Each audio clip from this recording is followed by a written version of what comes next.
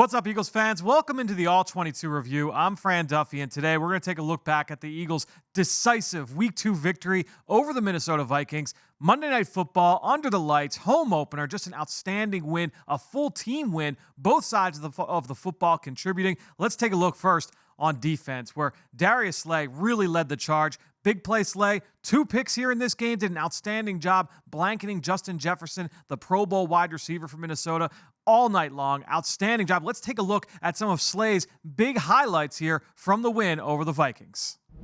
Just an outstanding performance on Monday night for big play Slay. Number 2, Darius Slay lined up in press man coverage. It's 3rd and 5, first third down of the game. What do you see? It's cover 1 from the Eagles defense. Little exotic pressure there. Nice job by Slay playing through the end of the rep here and getting the ball on the ground. Competitive PBU there to get the Eagles off the field. Later in the game, 2nd and 10. This time, Slay not in press coverage. He's playing from depth. He's reading this route all the way. The window's going to be there for Kirk Cousins to deliver this football, but Slay is so patient here, forces Justin Jefferson to take the back door, jumps this route, takes it back. Nice red zone interception there for Darius Slay, his first of 2 on the night. Then a little bit later in the game, this one, 1st and 10, 3-by-1 set. Darius Slay playing off zone coverage. Quarters look here from the Eagles defense, and again, just reading the quarterback through the receiver, jumps this route, puts himself in position to come up with another interception there. Big play Slay lived up to the moniker on Monday night.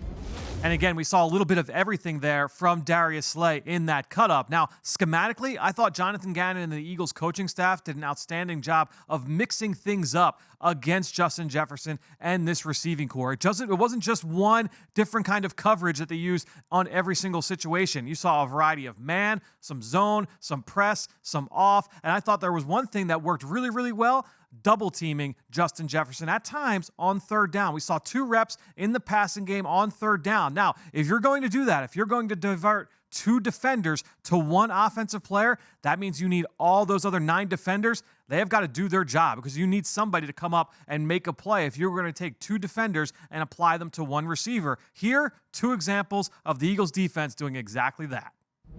One of the many ways that the Eagles tried to handle Justin Jefferson in this game, you're going to see it here. 3rd and 5, dime personnel on the field, 6 defensive backs. It's all about locking up number 18, Justin Jefferson. One way to do it, a true double team. You've got Marcus Epps and Darius Slay, 4 eyeballs on number 18, and this is just cover 1 across the board everywhere else. But this means that you need your other guys to win. Here, James Bradberry comes up with the pass breakup. If you're going to double team one of these receivers, you need everybody else to win their one-on-ones. That happened time and time again from the Eagles in this game. A little bit later, 3rd and 10, dime personnel once again.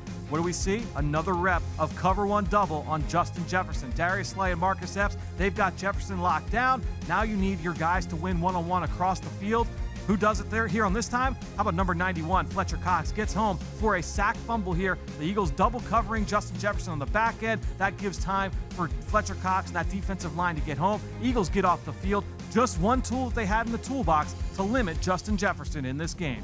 So great stuff there from James Bradberry and, of course, Fletcher Cox. Now, getting to the pressure, the Eagles were able to pressure Kirk Cousins early and often in this game, whether it was with a 4-man rush or with blitzes. And I thought whether it was 1st down, 2nd down, 3rd down, it did not matter. The Eagles coaching staff turned up the heat on Kirk Cousins in this game. A number of blitzes that were able to get home, and not necessarily get home for sacks, but negatively affect the quarterback. And Kirk Cousins, he made some bad decisions with the football late in this game. You could see that the ball was coming out a little bit early, a little bit flat. Obviously, Darius Slay was able to capitalize on one of those plays late in this game. But when you look at the pressure the Eagles were able to dial up, a lot of really good, well-designed blitzes in this matchup. One consistent theme from the Eagles defense on Monday night: pressure. 3rd down, 1st down, 2nd down, didn't matter. The Eagles were sending heat at Kirk Cousins. Here you see a 3rd and 9, cover 0 blitz. C.J. Gardner-Johnson gets home, forces an incomplete pass. Later in the game, nickel package on the field, different personnel grouping, cover 0 blitz on 1st and 10. T.J. Edwards is a free runner. He's able to force an incompletion, nearly picked off there by big play Slay to the field side. 2nd and 9, this time in the red zone. Once again, you've got a cover 0 pressure, this out of a different personnel grouping again. This one nearly picked off by big play Slay. And then a little bit later, on the very next play, 3rd and goal, cover 0 pressure from a different personnel grouping, a different formation up front. This is where the multiplicity really comes into play for this Eagles defense. You don't know what the defense is going to look like from snap to snap. Here, Slay comes up with the interception, but the cover 0 pressures, a big part of Monday night's winning game plan. Now, defensively, if you are going to turn up the heat and start using more of those blitzes like we saw, you have to expect that the offense is going to respond, and they're going to do that in one of two ways. They are either going to go more max protection and keep more bodies in the block, or they're going to try and see if they can beat you with some screen plays, some other blitz beaters to be able to try and get the ball out of the quarterback's hand and into the hands of a playmaker while you've got extra defenders coming after the quarterback. So we saw in the second half a number of screens from the Minnesota offense, and I thought the Eagles' defensive front did a great job of sniffing out these screens. These were three of my favorite examples. If you're going to blitz a lot, you have to be ready for the opposing offense to handle a lot of screens, throw a lot of screens your way. Here, Justin Jefferson lined up in the backfield. They're going to fake like they're going his way, then they're going to go to Dalvin Cook out the back door. Look at Hassan Reddick, Kaiser White, TJ Edwards. All three of these guys do a great job of sniffing this screen pass out. Hassan Reddick gets the ball on the ground. Later in the game, once again, if you're going to start to see a lot of these blitzes, you have to be ready for the screen game. Here, Kaiser White reads the running back screen to Alexander Madison. Look how quickly he triggers downhill. He defeats the block from the offensive center, Garrett Bradbury, and he's able to get the ball on the ground. And then a little bit later, this one very late in the game, Justin Jefferson's going to come in orbit motion. Nice shot. CJ Gardner-Johnson, he's going to go with them. Well, that's just eye candy. They're going to look right and come back left. But who feels this one? Josh Sweat. James Bradbury does a good job of attacking downhill as well. Everybody across the board defending the screen pass. That was a consistent theme for me in this game on Monday.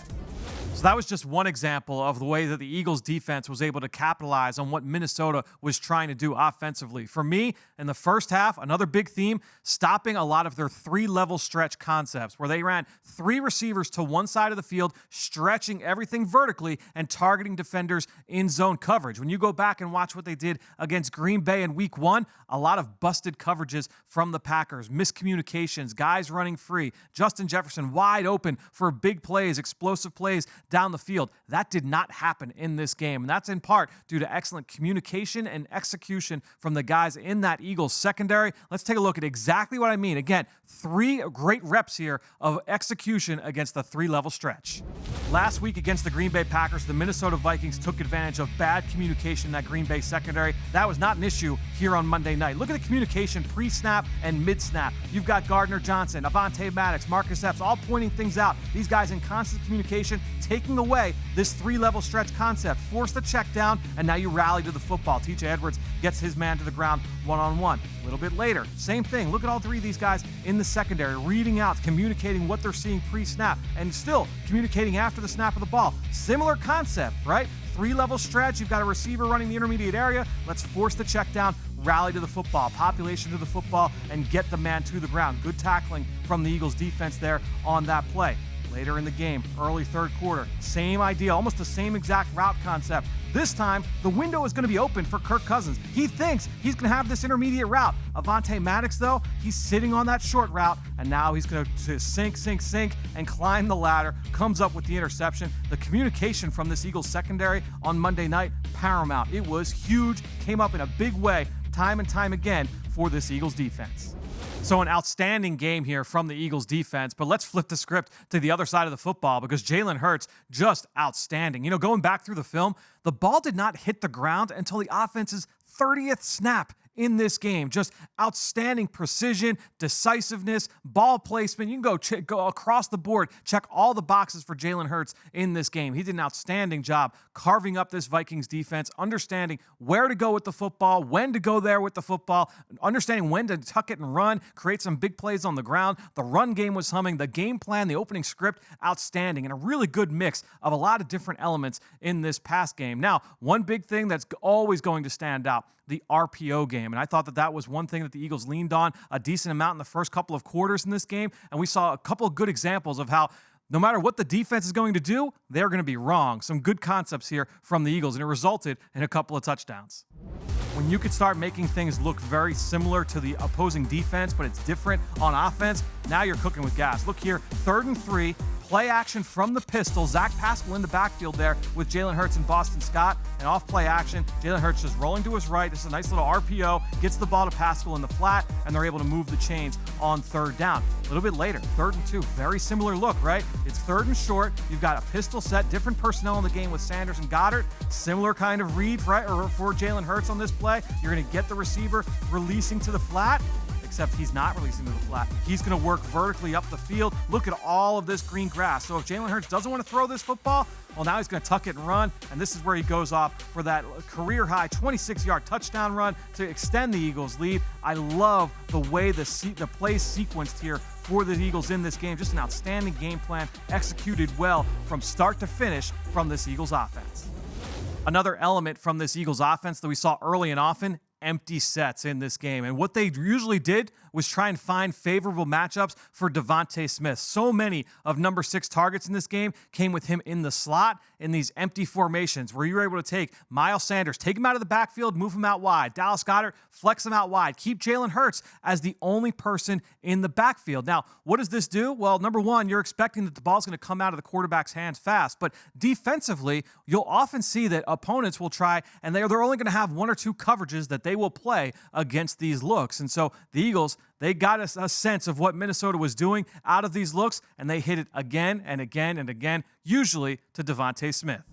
The Eagles consistently found ways to dictate matchups to this Vikings defense on Monday night, and they did so with the use of empty sets. Happened first play of the game. You've got Miles Sanders lined up out wide, Avonte Smith in the slot. He's working against linebackers and safeties. It happened on the very first play of the game. Well, let's go back to it on play number 2. Same exact play concept. This time, the veteran safety, Harrison Smith, he's there to try and take that throw away. Jalen Hurts does a great job of creating here 18-yard completion on the run to Dallas Goedert. But later in the game, they go back to old reliable. The choice route, the little option route for Avonte Smith inside, working against linebackers, working against defensive linemen in space at times. It happened time and time again. All of these empty sets, all of these option routes for Avonte Smith, and you start to get the same coverages from Minnesota time and time again. Here, they're just working the middle of the field against quarters looks. You attack those underneath defenders in the middle of the field. Eagles did a great job, again, of dictating matchups, resulted in plenty of production there for Avonte Smith in the middle of the field. Jalen Hurts just outstanding targeting, not just Avonte Smith, but all of these pass catchers in the Eagles offense. And one of the biggest completions of the day, really the largest touchdown that Jalen Hurts has ever thrown in terms of air yardage, well, that was a 53-yarder from Jalen to Quez Watkins in the second quarter. How exactly did Quez get wide open? Was not by accident. Let's get into exactly what happened on that play. Let's take a look at this 53-yard completion from Jalen Hurts to Quez Watkins, the longest throw from an air yardage standpoint in Jalen Hurts' career. 12 personnel set, bunch formation to the left, Avonte Smith top of the screen to the right. Play action fake. Again, you're going to get that 3-level stretch. You're going to have Quez Watkins working deep, Dallas Goedert intermediate area of the field, Jack Stoll underneath. The safety, he's going to try and jump Dallas Goedert's route. You get a miscommunication in the secondary. The corner passes it off to a safety who isn't there. You've got a touchdown here. Big play from Jalen Hurts to Quez Watkins. Jackpot. Eagles reach the end zone here, 53 yards. An X play in the passing game, and it was a well-executed play against quarters coverage. This is a classic quarters beater. Eagles beat it to get in the end zone. Maybe my favorite sequence of plays happened late in the second quarter. The Eagles get the ball deep in their own territory, and they drive down the field, and Jalen Hurts puts them in position to kick a field goal before halftime. Outstanding sequence of plays. Again, run game, pass game, good clock management. Did an outstanding job of setting up Jake Elliott for that field goal going into the locker room. This 3-play sequence here, 3 throws from Jalen Hurts, really stood out. I think my favorite drive of the game on offense was that field goal drive at the end of the first half, and there was a 3-play sequence in particular, just under 30 seconds, 3rd and 5, great comeback route here, great timing and anticipation from Jalen Hurts, puts the ball on the money for a first down. You get a timeout, very next play, 22 seconds left. You're going to have Jalen Hurts go through his progressions. He sees the middle of the field is taken away. Let me get to my check down. Gets the ball to Dallas Goedert on time. That creates yards after catch. Dallas Goedert creating with the ball in his hands. First down Eagles. 15 seconds now. You've got another play. 1st and 10. He's going to work the middle of the field. Jalen Hurts delivers a dime on the money with a defender bearing down, puts the Eagles in field goal range. Jake Elliott hits the chip shot field goal, 38 yards. Eagles get a field goal before half. Outstanding execution from everybody across the board, but especially Jalen Hurts here in the 2-minute drill. So like I said at the top, just outstanding execution from the Eagles on both sides of the football in this win over the Minnesota Vikings. We will continue breaking it down over on the Eagle Eye in the Sky podcast. Make sure you check that out wherever you get your podcast. Myself, Greg Cosell, Ben Fennell. We have a bevy of guests each and every week. Make sure you check that out. Not just to recap this game, but to get you ready for Week 3, a divisional game here against the Washington Commanders on Sunday afternoon. Stay tuned for that, and we'll break it all down right here on the All-22 Review next week right here on PhiladelphiaEagles.com.